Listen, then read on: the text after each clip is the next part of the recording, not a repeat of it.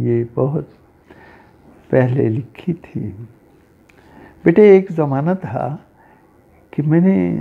نعت نہیں لکھی کافی عرصہ، بس ہمت نہیں ہوتی۔ وہ ایسے ہی لگتا تھا جیسے وہ مصر کی بوڑھیا سود کی انٹی لے کے یوسف کو خریدنے چل پڑی تھی، تو ہمت نہیں ہوتی تھی۔ تو مجھے میرے مرحوم دوست حفیظ طائب صاحب نے فرمایا کہ نعت لکھنا بھی ایک طرح کا درود ہے، لہذا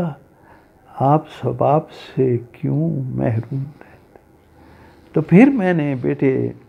نعت لکھنی شروع کی، پھر ماشاءاللہ توفیق ملی کہ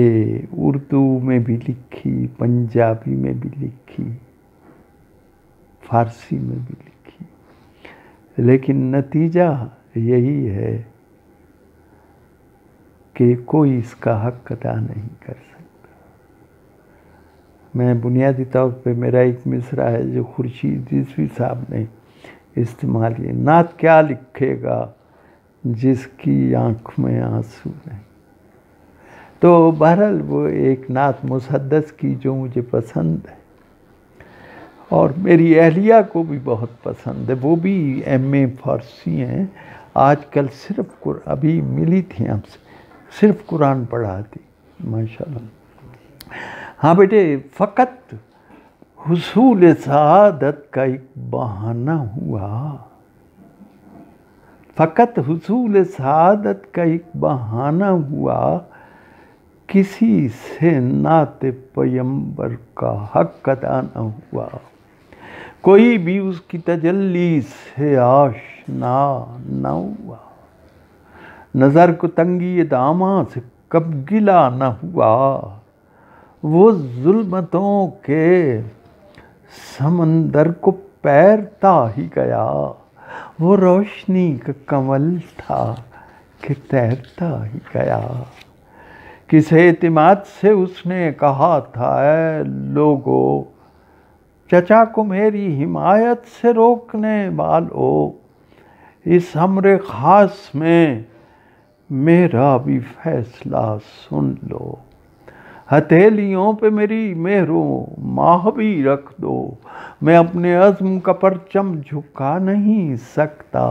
میں قول حق سے کبھی باز آ نہیں سکتا۔ حضور کو کیوں بھیجا گیا؟ یہ مدعائے مشیت تھا اس کی بے ست سے کہ آدمی کا تعارف ہو اپنی عظمت سے، یہ مدعائے مشیت تھا اس کی بے ست سے کہ آدمی کے تعارف ہو اپنی عظمت سے، کتاب زیست معطر ہے اس کی سیرت سے، سبق ملا یہ زمانے کو اس کی ہجرت سے،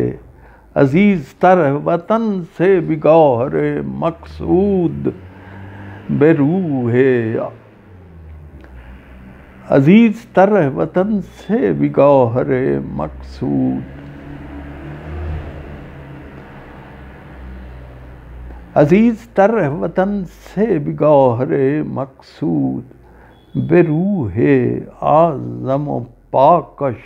درود نامحدود، اسی کی ذات میں ایک شکل نور نے پائی، اسی کے در سے فضیلت ظہور نے پائی،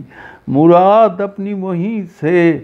شعور نے پائی، متاع درد